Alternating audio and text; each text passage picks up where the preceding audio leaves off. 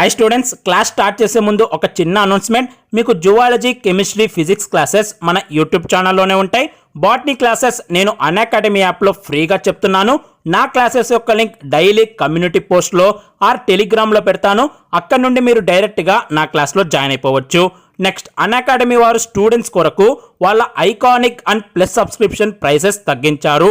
Iconic బ్యాచ్లో అయితే మీరు 2 ఇయర్స్కి సబ్స్క్రిప్షన్ తీసుకుంటే 19,000 రూపీస్ సేవ్ చేసుకున్నట్టు.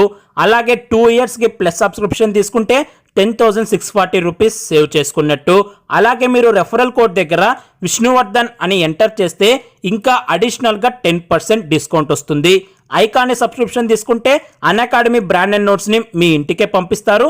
ప్లస్ సబ్స్క్రిప్షన్ తీసుకుంటే ఆన్లైన్లో నోట్స్ ఇస్తారు. నెక్స్ట్, నీట్ 2022 వారికి కొత్త బ్యాచెస్ని కూడా స్టార్ట్ చేశారు. ఈ బ్యాచెస్లో టాప్ ఎడ్యుకేటర్స్ క్లాసెస్ చెప్తారు. మన టెలిగ్రామ్ గ్రూప్ యొక్క లింక్ అలాగే అన్అకాడమీ సబ్స్క్రిప్షన్ యొక్క లింక్ కింద డిస్క్రిప్షన్లో ఇచ్చాను. అలాగే మనకు ఎవ్రీ సండేనా అన్అకాడమీ కాంబాట్ టెస్ట్ ఉంటుంది. ఇది టోటల్గా ఫ్రీ టెస్ట్. అందరూ ఇప్పటి నుండి ఈ టెస్ట్ రాయండి. డెఫినెట్గా మీ ప్రిపరేషన్కి హెల్ప్ అవుతుంది. ఈ టెస్ట్ యొక్క లింక్ కూడా కింద డిస్క్రిప్షన్లో ఇచ్చాను. Hello everyone, welcome to our channel and this is Mallikarjun Rode. So thank you so much for being on this video. ఈ రోజు వీడియోలో మనం ఆర్గానిక్ కెమిస్ట్రీ యొక్క సెకండ్ పార్ట్ ఇంట్రొడక్షన్ నేర్చుకోబోతున్నాం. ఆల్రెడీ ప్రీవియస్ వీడియోలో మీకు కార్బన్, టెట్రావాలెన్సీ ఇంకా హైబ్రిడైజేషన్ గురించి డీటెయిల్గా చెప్పాను. అవి ఎవరికైతే బేసిక్స్ క్లియర్గా లేవో వాళ్ళు ఆ వీడియో చూడాలి. సో నెక్స్ట్ ఆర్గానిక్ కెమిస్ట్రీలో ఎన్సీఆర్టీ ప్రకారం ఈ వీడియో నుంచి స్టార్ట్ చేస్తున్నాను. అంటే ఇంట్రొడక్షన్, నెక్స్ట్ ఈ వీడియోలో bond characteristics, structural representation, 3 dimensional representation, classification. ఈ వీడియో కూడా చాలా బేసిక్. ఎవరికైతే కొంతమంది చాలా సింపుల్ ఉంటుంది. సో మీకు తెలిసిన టాపిక్స్ని స్కిప్ చేస్తూ వీడియో వెళ్ళొచ్చు, తెలిసిన వాళ్ళు మాత్రమే. ఎవరికైతే రూట్ నుంచి అంటే చాలా బేసిక్ నుంచి కావాలనుకున్న వాళ్ళు ఈ వీడియోని ఒక్క సెకండ్ కూడా మిస్ కాకుండా చూడండి. నెక్స్ట్, ఈ వీడియో తర్వాత నుంచి మనం మెయిన్గా మనము యాక్చువల్ ఆర్గానిక్ కెమిస్ట్రీలో ఉన్న జిఓసి పార్ట్ స్టార్ట్ చేస్తాం. First nomenclature, next isomerism, next వచ్చేసి reaction intermediates, next electronic effects. ఈ 4 పార్ట్స్ అనేవి చాలా చాలా చాలా ఇంపార్టెంట్. కాకపోతే ఈ పార్ట్ నుంచి కూడా మీకు ఒక క్వశ్చన్ వస్తుంది. నేను ప్రీవియస్ వీడియో చెప్పిన నుంచి కూడా ఒక క్వశ్చన్ వస్తుంది. కాబట్టి ఇది సింపుల్ అని నెగ్లెక్ట్ చేయవద్దు, ఇది కూడా నేర్చుకోవాలి. సో డిలే చేయకుండా మనం వీడియోలోకి వెళ్ళిపోదాం. సో ఇంట్రడక్షన్ ఏంటి, ఆర్గానిక్ కెమిస్ట్రీ అంటే ఏంటి నేను ఆల్రెడీ మీకు ప్రీవియస్ వీడియోలో చెప్పాను. అంటే కార్బన్కి క్యాటినేషన్ ప్రాపర్టీ ఉంటుంది. సో ఆ ప్రాపర్టీ వల్ల వేరియస్ ఎలిమెంట్స్ తోటి ఇంకా కార్బన్ తోటి రియాక్ట్ అయ్యి వేరియస్ కాంపౌండ్స్ని, థౌజండ్స్ ఆఫ్ కాంపౌండ్స్ని ఫామ్ చేస్తుంది. ఆ కాంపౌండ్స్ అన్నిటిని ఈ బ్రాంచ్ ఆఫ్ కెమిస్ట్రీలో చదువుతాము. సో యాక్చువల్గా ఆర్గానిక్ కాంపౌండ్స్ అనేటివి స్టార్టింగ్ లో ఓన్లీ లివింగ్ ఆర్గానిజమ్స్ నుంచి వచ్చే వాళ్ళని సైంటిస్ట్ బిలీవ్స్ చేశారు. అంటే ఓన్లీ లివింగ్ ఆర్గానిజమ్స్ నుంచి వచ్చిన వాటిని ఆర్గానిక్ కాంపౌండ్స్ అన్నారు. మిగతా వాటిని, నాన్ లివింగ్ థింగ్స్ ఉన్న వాటిని ఆర్గానిక్ కాంపౌండ్స్ కావు అని చెప్పారు. సో ఈ స్టేట్మెంట్ ఎంతవరకు ట్రూ? ఇప్పుడు చూసుకుంటే ఇప్పుడు ప్రెజెంటేషన్ లో ఈ statement wrong statement. Only living నుంచి వస్తుంది ఆర్గానిక్ అనేది రాంగ్ స్టేట్మెంట్. అయినప్పటికీ కూడా మనం ఇది కొన్ని కేసెస్లో యూజ్ చేస్తాం. ఎలా అంటే ఫర్ ఎగ్జాంపుల్ చూడండి, మనం ఏదైనా ప్లాంట్కి న్యూట్రిషన్ ఇస్తున్నాం అనుకోండి. నార్మల్గా బయట నుంచి కెమికల్స్ తీసుకొస్తే దాన్ని కెమికల్ ఫర్టిలైజర్ అంటాం. లేదా ఇంట్లో ఉన్న మనం కిచెన్ వేస్ట్, గార్బేజ్ వేస్ట్ లేదా వెర్మి కాంపోస్ట్తో తయారు చేసి ఇస్తే దాన్ని ఆర్గానిక్ అంటాం. ఆర్గానిక్ అంటే మీనింగ్ ఏంటి? లివింగ్ మ్యాటర్ నుంచి వచ్చిన వేస్ట్ నుంచి ఆ యొక్క న్యూట్రిషన్ ఇస్తున్నాం. అక్కడ వర్డ్ ఆర్గానిక్ అని యూజ్ చేస్తున్నాం. ఓకే, ఆర్గానిక్ ఫ్రూట్స్ అంటున్నాం, ఆర్గానిక్ వెజిటేబుల్స్ అంటాం. అంటే ఆర్గానిక్ ఫర్టిలైజర్స్ వేసి, ఆర్గానిక్ అంటే ఏంటి? లివింగ్ మ్యాటర్ నుంచి వచ్చిన ఫర్టిలైజర్స్ వేసి వేస్తున్నామని అక్కడ ఆర్గానిక్ వర్డ్ యూజ్ చేస్తున్నాం. అయినప్పటికీ కూడా ఆర్గానిక్ అంటే ఓన్లీ లివింగ్ ఆర్గానిజమ్స్ నుంచి వచ్చే కాంపౌండ్స్ కాదు, నాన్ లివింగ్ నుంచి కూడా వస్తాయి. వాటి అన్నిట్లో మాత్రం ఒక కామన్ క్యారెక్టరిస్టిక్ ఏంటంటే కార్బన్ అనేది కాంపౌండ్, కార్బన్ అనే ఆటం ఉంటుంది. అన్ని ఆర్గానిక్ కాంపౌండ్స్ లో కార్బన్ ఉంటుంది. కార్బన్ లేని ఆర్గానిక్ కాంపౌండ్ లేదు. So all organic compounds are carbon containing compounds, but all carbon containing compounds are not organic. అంటే కార్బన్ కాంపౌండ్స్ అన్నిట్లో కార్బన్ ఉంటది కాబట్టి, కానీ అన్ని కార్బన్ ఉన్నాయి మాత్రం ఆర్గానిక్ అని చెప్పలేము. కొన్ని ఇన్ఆర్గానిక్ కూడా ఉంటాయి, మోస్ట్ ఆఫ్ దెమ్ ఆర్గానిక్ కూడా ఉంటాయి. ఓకేనా? సో సైంటిఫికల్ ప్రకారంగా బెర్జిలియస్ వాజ్ ద సైంటిస్ట్. ఇతను ఏం చెప్పాడంటే మన నేచర్ లో ఉన్న వైటల్ ఫోర్సెస్, అంటే న్యాచురల్ గానే నేచర్ లో ఉన్న ఫోర్సెస్ ద్వారా, నేచర్ లో ఉన్న కాన్సిక్వెన్స్ ద్వారా ఆర్గానిక్ మాలిక్యూల్స్ ఫామ్ అవుతాయి.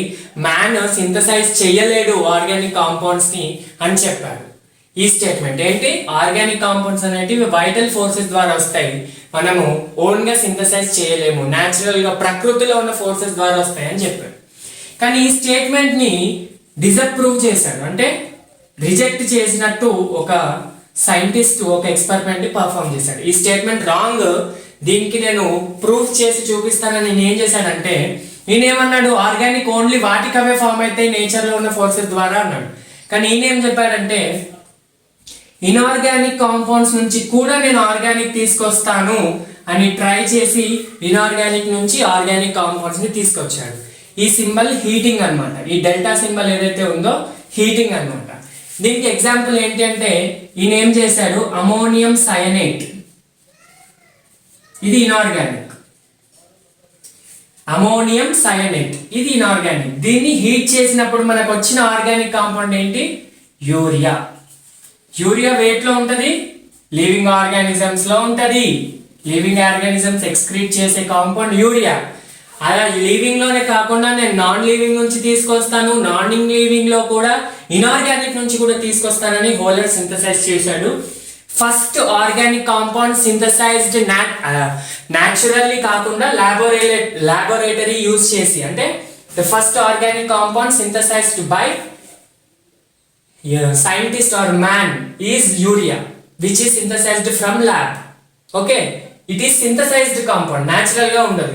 యూరియా అనేది న్యాచురల్ గా ఫామ్ అవుతుంది, కానీ ఫస్ట్ సింథసైజ్ చేసింది దీని నుంచి అంటే అది యూరియా అన్నమాట. ఓకేనా? నెక్స్ట్ ఇతని తర్వాత చాలా సైంటిస్టులు like Kolbe synthesized acetic acid. Acetic acid అనేది ఆర్గానిక్, అదొక ఇన్ఆర్గానిక్ కాంపౌండ్ నుంచి సింథసైజ్ చేశాడు. నెక్స్ట్ బెర్తెలాట్ అనే సైంటిస్ట్ మీథేన్ ని సింథసైజ్ చేశాడు. ఇది ఆర్గానిక్, ఇన్ఆర్గానిక్ నుంచి కూడా సింథసైజ్ చేశాడు. ఈ తర్వాత వీళ్ళిద్దరు కూడా సింథసైజ్ చేశాడు. వీళ్ళందరి తర్వాత చాలా సైంటిస్ట్ ఇప్పుడు కూడా ఇన్ఆర్గానిక్ నుంచి ఆర్గానిక్ కాంపౌండ్స్ ని సింథసైజ్ చేస్తున్నారు. ఇది సింపుల్ ఇంట్రడక్షన్, ఎన్సీఆర్టీలో ఉన్న ఇంట్రడక్షన్ అన్నమాట. ఇప్పుడు నెక్స్ట్ ఇంట్రడక్షన్ నెక్స్ట్ పార్ట్ ఏంటంటే హైబ్రిడైజేషన్ అండ్ ఇట్స్ నేచర్. మీరు అనొచ్చు ఆల్రెడీ సార్ నేను డీటెయిల్ గా హైబ్రిడైజేషన్ చదివాము కదా అంటే, అవును చదివాము. కాకపోతే దీంట్లో ఒక ఇంకా ఎక్స్ట్రా పాయింట్స్ ఏంటంటే ఇక్కడ చదవాల్సింది ఏంటంటే hybridisation of carbon and its nature గురించి చదవాలి. ఏంటంటే మనం నేను ఆల్రెడీ చదివాము, carbon undergoes 3 types of hybridisation, sp, sp2, sp3.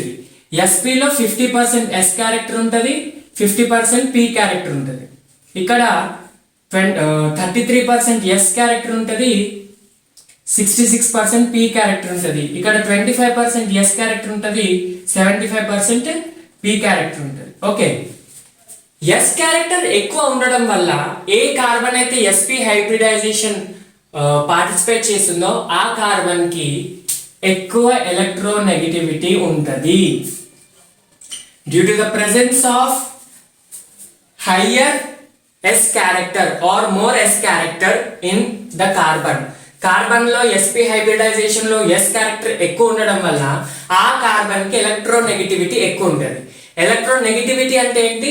Electron ని గెయిన్ చేసుకునే capacity, the tendency to attract an electron, అంటే ఎలక్ట్రాన్ దాని వైపు తెచ్చుకునే కెపాసిటీ sp వాటికి ఎక్కువ ఉంటుంది.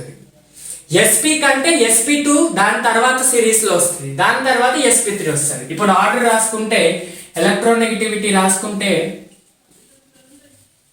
ఇలా sp కార్బన్ కి ఎక్కువ ఎలక్ట్రోనెగటివిటీ, దాని తర్వాత sp2 కార్బన్ కి ఎక్కువ ఎలక్ట్రోనెగటివిటీ, దాని తర్వాత sp3 కార్బన్ కి ఎక్కువ ఎలక్ట్రోనెగటివిటీ. ఎందుకు ఇలా వస్తుందంటే మనం రీజన్ చూద్దాం. ఇది కార్బన్ యొక్క న్యూక్లియస్, ఇది 1s ఆర్బిటాల్, ఇది 2s 2p. ఇప్పుడు ఇవి రెండు కలిసిపోయి హైబ్రిడ్ అయిపోయినాయి కదా, ఈ 1 year ఎట్లయినా బాండ్ పార్టిసిపేషన్ ఇన్వాల్వ్ కాదు కాబట్టి తీసేస్తున్నాను. సో SP కలిసిపోయి ఏమైపోయింది, SP కలిసిపోయి హైబ్రిడ్స్ ఫామ్ అయినాయి. సో ఇప్పుడు SPలో ఎక్కువ S క్యారెక్టర్ ఉండడం వల్ల S అనేది న్యూక్లియస్ కి దగ్గరలో ఉంటుంది, అంటే స్మాల్ సైజ్ లో ఉంటుంది కదా. ఇప్పుడు SP కలిసిపోయి మొత్తం ఒక SP హైబ్రిడ్ ఫామ్ అయినాయి కదా. ఇది షెల్ అనుకోండి, ఇక్కడ SP ఎక్కడ చూసినా SP టైప్ ఉంటాయి, ఓకేనా, ఇలా అనుకోండి. ఇతో దీంట్లో S క్యారెక్టర్ ఎక్కువ ఉండడం వల్ల S అనేది స్మాల్ సైజ్ స్పెరికల్, ఇది న్యూక్లియస్ కి దగ్గరగా ఉంటది. ఇది న్యూక్లియస్ కి దగ్గరగా ఉండడం వల్ల ఏమైతే అంటే దాని సైజ్ తగ్గుతుంది అనమాట. సైజ్ యాటమ్ సైజ్ ఏమైతే తగ్గుతుంది, ఓకేనా. చిన్న సైజ్ ఉండడం వల్ల ఏమైతుంది అంటే న్యూక్లియస్ కి బయట దానికి దగ్గర దూరం తగ్గుతుంది అనమాట. అంటే సైజ్ తక్కువ ఉండడం వల్ల న్యూక్లియస్ పైన బయట ఉన్న వాటిని ఈజీగా అట్రాక్ట్ చేసుకుంటుంది. ఇప్పుడు సైజ్ ఎక్కువ ఉంది అనుకోండి, ఫర్ ఎగ్జాంపుల్ ఇలా కాకుండా చాలా పెద్దగా ఉంది అనుకోండి, ఇప్పుడు దూరంగా ఉన్న ఎలక్ట్రాన్స్ ని తక్కువ అట్రాక్ట్ చేసుకుంటుంది, ఎందుకంటే దాని సైజ్ పెరిగింది. సైజ్ ఎందుకు, సైజ్ ఇంక్రీజ్ ఎందుకు, S క్యారెక్టర్ తగ్గడం వల్ల సైజ్ ఇంక్రీజ్ అవుతుంది. ఇక్కడ S క్యారెక్టర్ ఎక్కువ ఉంది, న్యూక్లియస్ కి దగ్గర ఉంది, ఇది కొంచెం దూరంగా ఉంది, ఇది చాలా దూరంగా ఉంది. ఇప్పుడు SP ఇక్కడ ఉంటే SP2 ఇక్కడ ఉంటుంది, SP3 ఇక్కడ ఉంటుంది. సో దీని దూరం పెరగడం వల్ల ఏమవుతుంది అంటే నేచర్, అట్రాక్టివ్ నేచర్ తగ్గుతుంది. Attractive nature is nothing but electronegative nature తగ్గుతుంది. కాబట్టి SP వాటికి ఎక్కువ ఎలక్ట్రోనెగటివిటీ, దీని తర్వాత SP2, దీని తర్వాత SP3. ఇది మనం సీక్వెన్స్ గుర్తుపెట్టుకోవాలి. ఈ సీక్వెన్స్ చాలా ఇంపార్టెంట్ మీకు ఫర్దర్ రియాక్షన్స్ లో. నేను రీజన్ కూడా చెప్పాను ఎందుకు. S క్యారెక్టర్ ఎక్కువ ఉండడం వల్ల న్యూ సైజ్ తక్కువ ఉంటది, ఎక్కువ అట్రాక్షన్ కెపాసిటీ ఉంటది. సో ఆర్డర్ ఏంటి, SP greater than SP2 greater than SP3. అర్థమవుతుందా? ఓకే.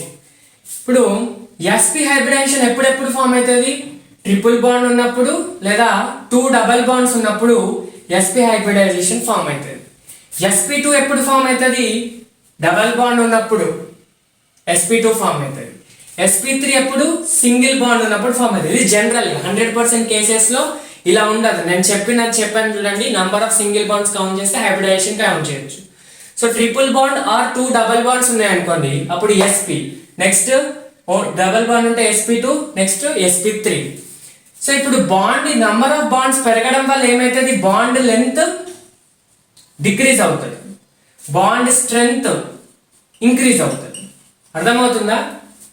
ఇప్పుడు SP ఎక్కువ స్ట్రాంగర్ SP2 కంటే SP3 కంటే, ఎందుకంటే ట్రిపుల్ బాండ్. ఇప్పుడు ఫర్ ఎగ్జాంపుల్ చూపిస్తాను మీకు, ఇది చూడండి, వీటి మధ్యలో డిస్టెన్స్ తక్కువ ఉంటుంది, దేనికంటే దీనికి ఇంకా తక్కువ ఉంటుంది, ఎందుకంటే ఇక్కడ 3 బాండ్స్ ఉన్నాయి. బాండ్ స్ట్రెంత్ ఇంక్రీజ్ అయిన కొద్దీ ఇవి దగ్గరికి వస్తాయి, వాటి డిస్టెన్స్ తగ్గుతుంది, స్ట్రెంత్ పెరుగుతుంది. ఇక్కడ ఓన్లీ ఒకటే బాండ్, ఇక్కడ 2 బాండ్లు, ఇక్కడ 3 బాండ్లు.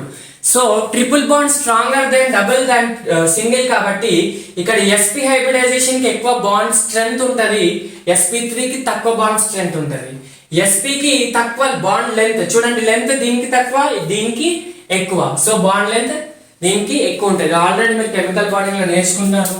సో ఇది ఎలక్ట్రోనెగటివ్ సిరీస్.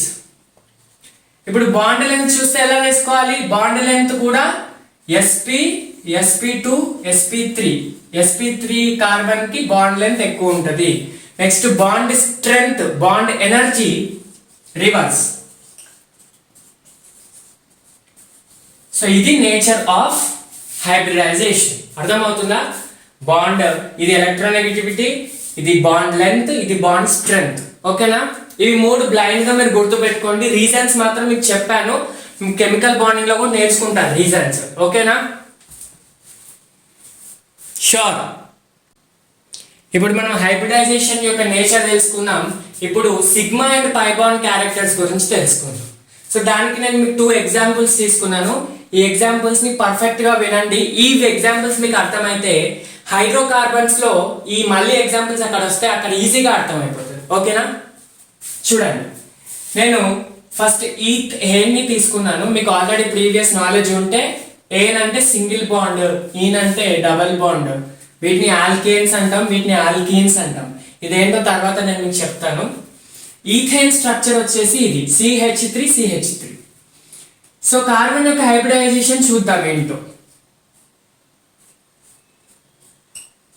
ఇది కదా స్ట్రక్చర్, ఇచ్చిన స్ట్రక్చర్ ఇది కదా. హైబ్రిడైజేషన్ ఎలా ఫైండ్ అవుట్ చేయాలి? నంబర్ ఆఫ్ సిగ్మా బాండ్స్ ని కౌంట్ చేయాలి. ఈ కార్బన్ ఏంది 1 2 3 4, దీని హైబ్రిడైజేషన్ sp3. ఇలా sp3 ఎన్ని ఫామ్ చేస్తుంది? 4 sp3s ఫామ్ చేస్తుంది. ఇది 1 2 3 4,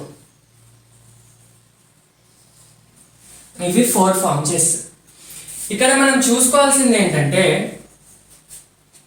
ఈ 4 sp3 హైబ్రిడ్స్ ఒక్కొక్క హైబ్రిడ్ ఒక్కొక్క హైడ్రోజన్ తో సిగ్మా బాండ్ ఫామ్ చేస్తుంది. ఇది ఒక హైబ్రిడ్ అనుకోండి, ఇది హైడ్రోజన్ తో ఒక సిగ్మా బాండ్, ఈ హైబ్రిడ్ దీంతో సిగ్మా బాండ్, ఈ హైబ్రిడ్ దీంతో కార్బన్ తో సిగ్మా బాండ్, sp3 మధ్యలో sp3s మధ్యలో ఫామ్ అవుతుంది. ఇది ఎలానో చూద్దాం. నేను sp3 స్ట్రక్చర్ ని ఇలా వేస్తున్నాను. ఒక s 3 p's కదా, సో ఇలా ఉంటుంది స్ట్రక్చర్. ఇలాంటివి 4 ఫామ్ అవుతాయి. సో కార్బన్, ఇది కార్బన్ కదా, ఒక sp3 ఒక హైడ్రోజన్ తో సిగ్మా బాండ్, ఇంకో sp3 ఇంకో హైడ్రోజన్ తో సిగ్మా బాండ్, ఇంకో sp3 ఇంకో హైడ్రోజన్ తో సిగ్మా బాండ్, ఇంకో sp3 ఇంకో హైడ్రోజన్ తో సిగ్మా బాండ్. ఓకేనా? సిగ్మా బాండ్ ఇక్కడెక్కడ ఫామ్ అయింది? sp3 కి s కి, sp3 కి s కి, హైబ్రిడ్ కి s కి, హైబ్రిడ్ కి s కి. ఈ సిగ్మా బాండ్ ఎలా ఫామ్ అవుతుందంటే due to head on overlapping. Head on అంటే అన్ని డైరెక్షన్స్ లో, ఇది చూడండి, హెడ్ ఆన్ అంటే అన్ని డైరెక్షన్ లో ఇది కొలైడ్ అయిపోయి ఓవర్లాప్ అయిపోతుంది. ఈ హెడ్ ఆన్, ఇప్పుడు ఈ హైబ్రిడ్ కి ఈ ఆర్బిటాల్ కి హైబ్రిడ్ కి ఉన్న బాండింగ్ ఏంటంటే హెడ్ ఆన్. హెడ్ ఆన్ అంటే ఇలా, సైడ్ వైజ్ అంటే ఇలా. హెడ్ ఆన్ ఓవర్లాపింగ్ వల్ల ఏమవుతుందంటే స్ట్రాంగ్ బాండ్ ఫామ్ చేస్తుంది అనమాట. అర్థమవుతుందా? That is the reason sigma bond is always a stronger bond. అర్థమవుతుందా? Sigma bond is always a stronger bond than pi bond. ఎందుకు పై బాండ్ స్ట్రాంగ్ కాదు చూద్దాం. ఇప్పుడు ఈథీన్ మాలిక్యూల్ చూడండి, ఈథీన్ లో స్ట్రక్చర్ ఇలా ఉంటుంది.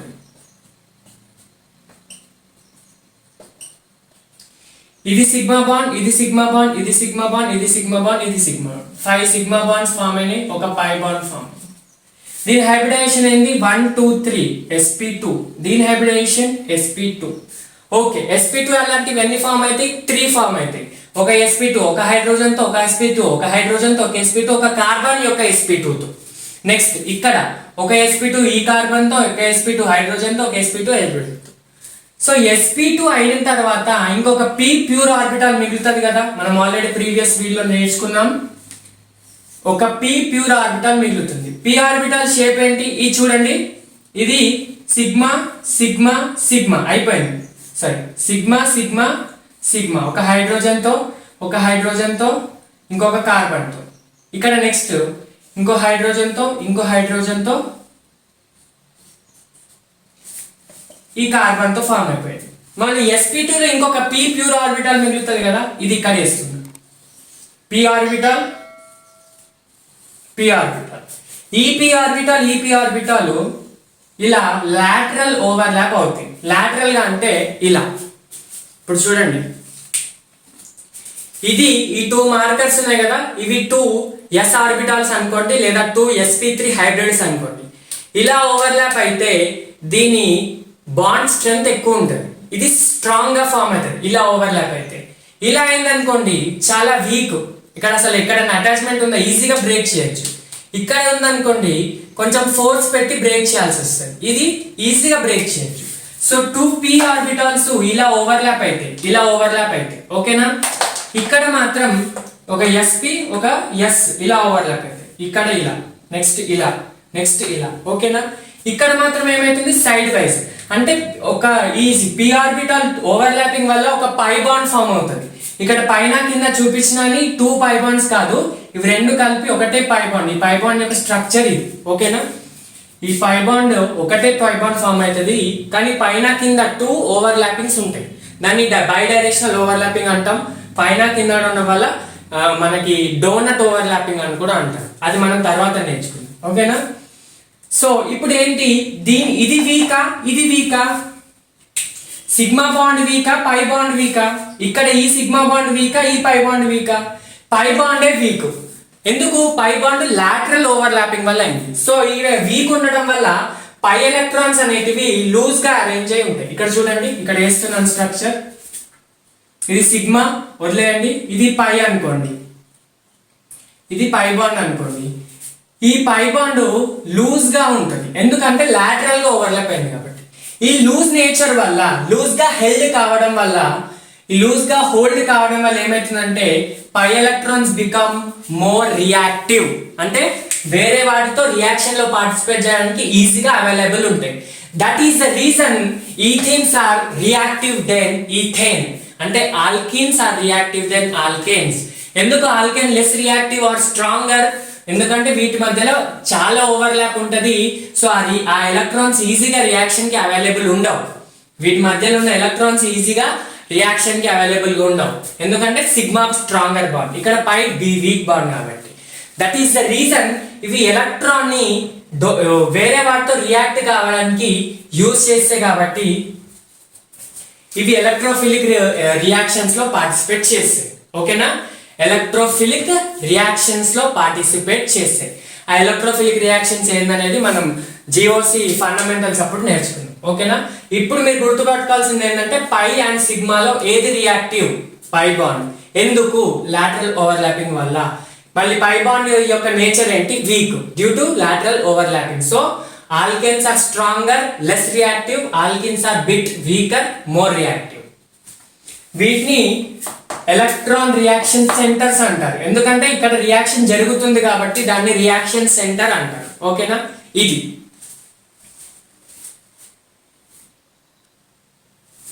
ఇప్పుడు నెక్స్ట్ బేసిక్ ఏంటంటే స్ట్రక్చరల్ రిప్రజెంటేషన్. ఇది చాలా సింపుల్, తెలిస్తే స్కిప్ చేయండి, తెలియకపోతే వినండి. ఈ స్ట్రక్చరల్ రిప్రజెంటేషన్ ఏంటంటే ఆర్గానిక్ మాలిక్యూల్ ని ఏ విధంగా మనం రిప్రజెంట్ చేస్తాం, ఏ విధంగా రిప్రజెంట్ చేస్తే అది కరెక్ట్ నేచర్ ఇస్తుందో చూద్దాం. స్ట్రక్చరల్ రిప్రజెంటేషన్ ఏ ఆర్గానిక్ మాలిక్యూల్ అయినా తీసుకోండి. నేను ఇక్కడ ఎగ్జాంపుల్ బ్యూటన్ 2-ఓల్ తీసుకున్నా. ఓల్ అనేది ఆల్కహాల్, సో బ్యూటన్ 2-ఓల్ అనే కాంపౌండ్ ని తీసుకున్నాను. దీని యాసిడ్ మాలిక్యులర్ ఫార్ములా ఏంటి? C4H8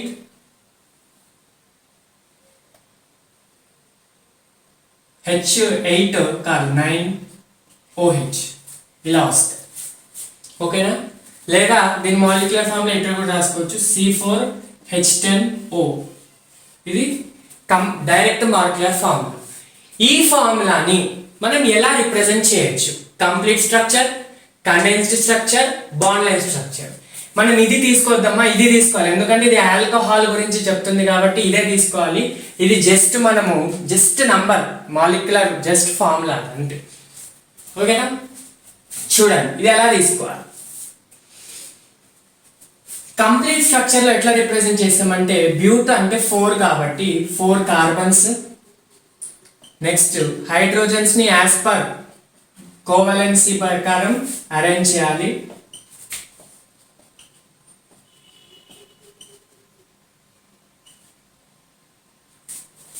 ఇది యాక్చువల్ స్ట్రక్చర్. ఏంటి?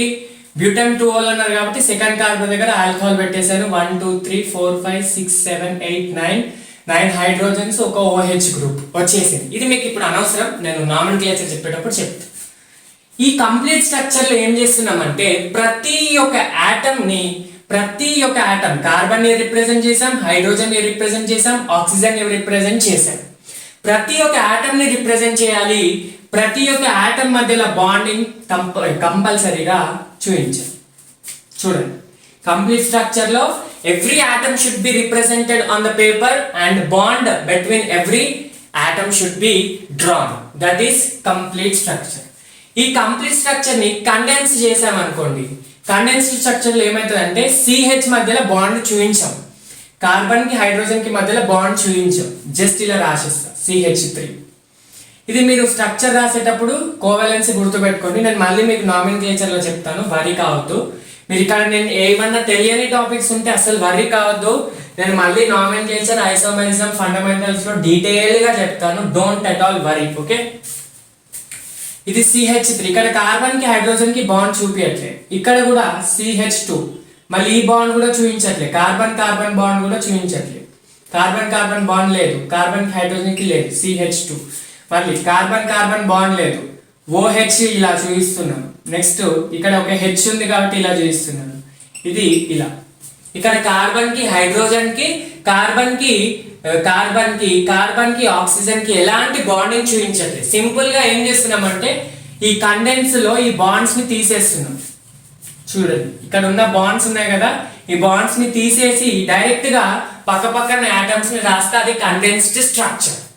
ఓకేనా, కండెన్స్డ్ స్ట్రక్చర్. నెక్స్ట్ ఏంటంటే బాండ్ లైన్ స్ట్రక్చర్. ఇది చాలా ఇంపార్టెంట్. ఇప్పుడు మనం నెక్స్ట్ బెంజిన్ దగ్గర కానీ లేదా సైక్లో ఆల్కిన్స్ దగ్గర ఈ స్ట్రక్చర్ చాలా యూజ్ చేస్తాం. దీని గురించి మీరు డెఫినెట్ గా తెలుసుకోవాలి. బాండ్ లైన్ స్ట్రక్చర్ లో ఏంటంటే carbon hydrogen are not represented. Carbon hydrogen bond, carbon bond ని కూడా, కార్బన్ హైడ్రోజన్ బాండ్ ని కూడా రిప్రజెంట్ చేయము. కార్బన్ ఆటమ్ ని చూపించాము, హైడ్రోజన్ ఆటమ్ ని చూపించాము, కార్బన్ కి హైడ్రోజన్ కి బాండ్ కూడా చూపించాము. ఓకేనా, సో ఇది ఏంటో చూద్దాం ఎలాగో. కార్బన్ అన్న ఈ కార్బన్ ని ఒక డాట్ లాగా రిప్రజెంట్ చేస్తాం, ఒక స్పాట్ లాగా రిప్రజెంట్ చేస్తాం. స్పాట్ అంటే అక్కడ మీనింగ్ కార్బన్ అన్నమాట. ఈ కార్బన్ అన్నిటిని కూడా స్పాట్స్ లాగా రిప్రజెంట్ చేస్తాం. కానీ స్పాట్ కి మధ్యలో బాండ్ అంటే కార్బన్ కి మధ్యలో బాండ్ అన్నమాట. చూడండి ఎలాగో. ఇప్పుడు ఈ ఫస్ట్ కార్బన్ ఉంది, దీని ఇలా డాట్ పెట్టాను. సెకండ్ కార్బన్ ఉంది, ఇక్కడ డాట్ పెట్టాను. థర్డ్ కార్బన్ ఉంది, ఇక్కడ డాట్ పెట్టాను. ఫోర్త్ కార్బన్ ఉంది, ఇక్కడ డాట్ పెట్టాను. జస్ట్ కార్బన్స్ ని జిగ్జాగ్ డాట్స్ పెట్టాలి. సీరియల్ గా డాట్స్ పెడితే మీకు ఇలా స్ట్రైట్ లైన్ వస్తుంది, ఏమీ రాదు. అలా సీరియల్ డాట్స్ పెట్టద్దు, జిగ్జాగ్ డాట్స్ పెట్టాలి. ఒకటి పైన పెడితే కింద, పెడితే పైన, అట్లా పెట్టాలి. ఓకేనా, జిగ్జాగ్ ఫ్యాషన్ లో కార్బన్ ని జస్ట్ డాట్స్ లాగా రిప్రజెంట్ చేశాను. ఈ కార్బన్ ఇది, ఈ కార్బన్ ఇది, ఈ కార్బన్ ఇది, ఈ కార్బన్ ఇది. కార్బన్ మధ్యలో బాండ్ ని ఇలా బాండ్ లైన్ ద్వారా చూపిస్తుంది. చూడండి, ఇప్పుడు ఎన్ని కార్బన్స్ ఉన్నట్టు, ఇదొక ఎడ్జ్, ఈ వర్టిసెస్ ని కౌంట్ చేయాలి, కార్నర్స్ ని. ఇదొక ఎడ్జ్, ఇదొక ఎడ్జ్, ఇదొక ఎడ్జ్.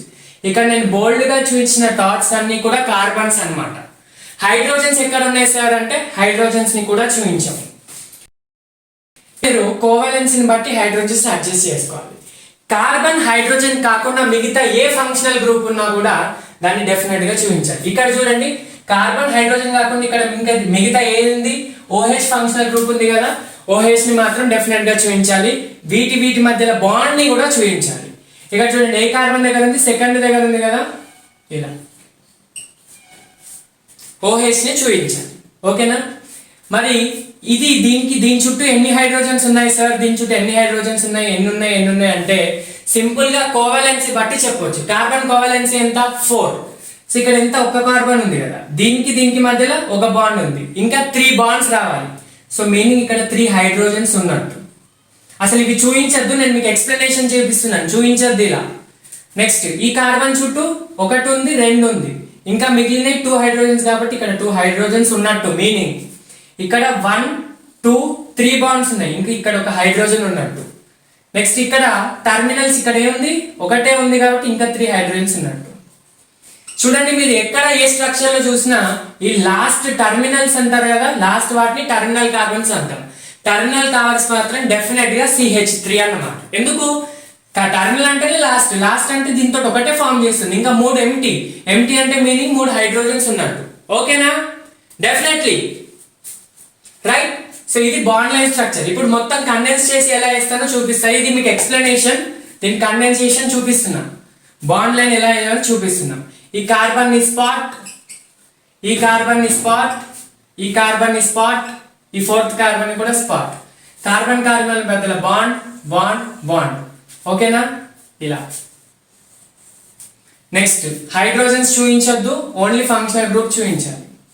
ఇలా పైన అయినా చూపించచ్చు, కింద అయినా చూపించచ్చు. ఇది స్ట్రక్చర్. ఇలా అయినా వేయచ్చు, ఇలా వేసినా కరెక్ట్. 1 2 3 4. ఓకేనా, నేను మీకు ఒక ఎగ్జాంపుల్ ఇస్తాను, దానికి బాండ్ లైన్ స్ట్రక్చర్ అయ్యండి, అదేం కాంపౌండ్ కూడా ఫైండ్ అవుట్ చేయండి. Okay right. సో ఇప్పుడు నేను పైన బోర్డు మీద ఇచ్చిన స్ట్రక్చర్స్ ని మీరు పాస్ చేసి ఒకసారి ట్రై చేయండి.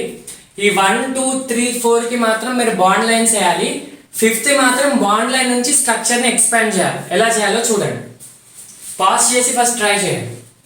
ఇప్పుడు కార్బన్స్ చూడండి, ఈ కార్బన్స్ అన్నిటినీ కూడా మనం జస్ట్ డాట్స్ తో రిప్రజెంట్ చేయాలి. చూడండి ఇక్కడ 1 2 3 4, ఈ బ్రాకెట్ ఉన్నది పక్కన పెట్టండి చెప్తాను నేను, 5 నెక్స్ట్ 6.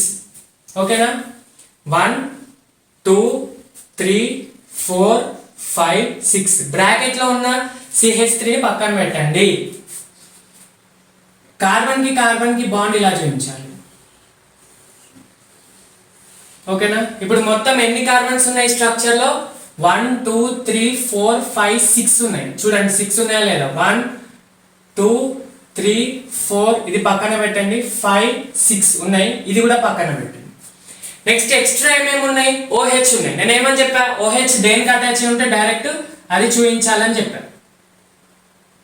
మరి ఇప్పుడు ఇది ఎలా చూపిస్తారు? OH డైరెక్ట్ అలా రాసేసుకోవాలి. ఓకేనా,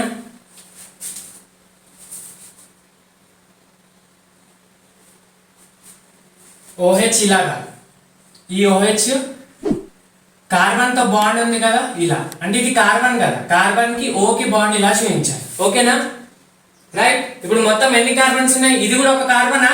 కాదు, ఇదే కార్బన్, ఇది కార్బన్ కాదు, ఇది డైరెక్ట్ ఆక్సిజన్ కి అటాచ్ అయ్యింది. 1 2 3 4 5 6 రైట్. నెక్స్ట్ 1 2 3 4, 4th కార్బన్ దగ్గర CH3 ఎక్స్ట్రా ఉంది.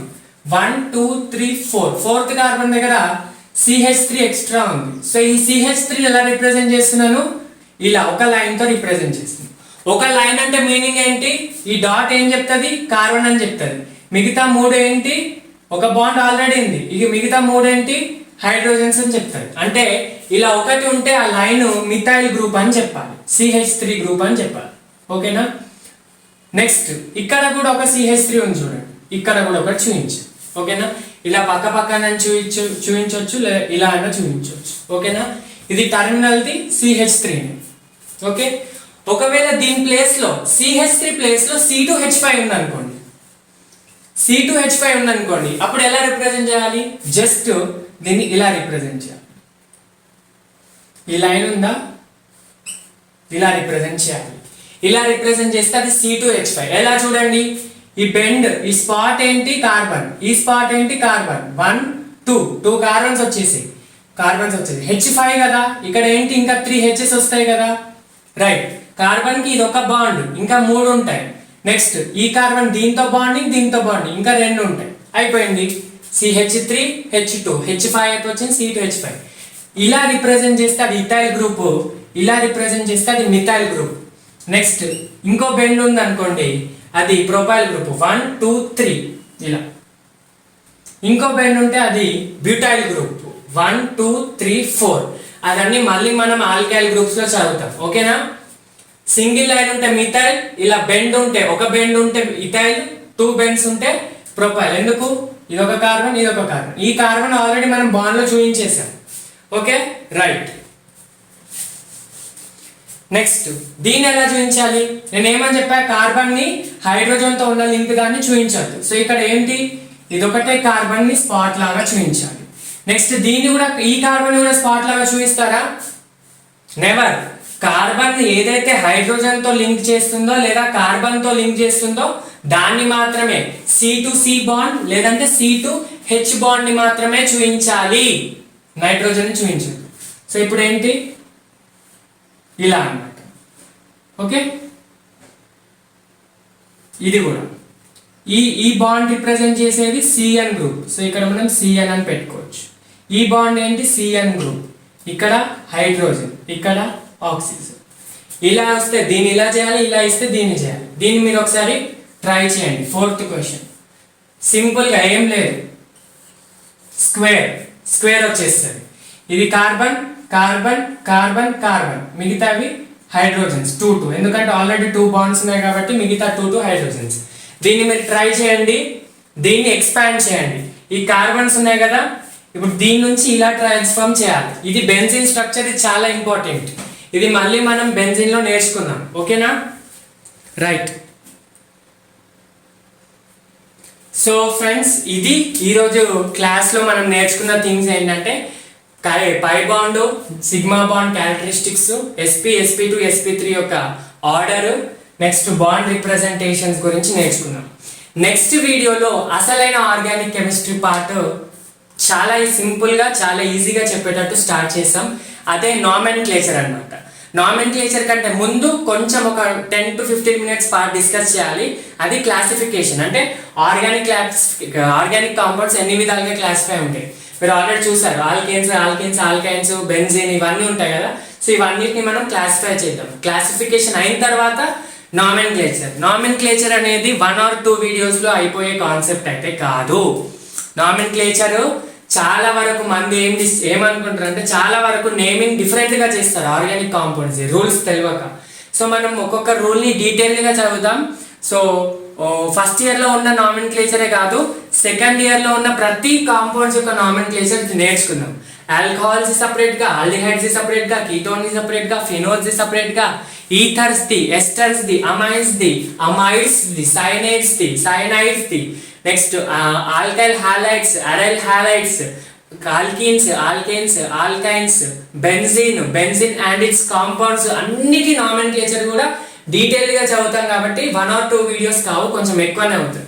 So nomenclature series followed by isomerism కూడా డీటెయిల్గానే చదువుతాం. తర్వాత వీడియోస్ వచ్చేసి ఫంక్షనల్ గ్రూప్ గురించి ఉంటాయి. అవి ఒక్కొక్క వీడియో ఒక్కొక్క రియాక్షన్ గురించి ఉంటుంది. సో జిఓసి లెంతీగానే ఉంటుంది, మనము ఎక్స్ప్లెనేషన్ డీటెయిల్గా ఉంటుంది. సో నెక్స్ట్ వీడియో వరకు stay tune. Until and unless keep working, stay focused on your goal. All the very best.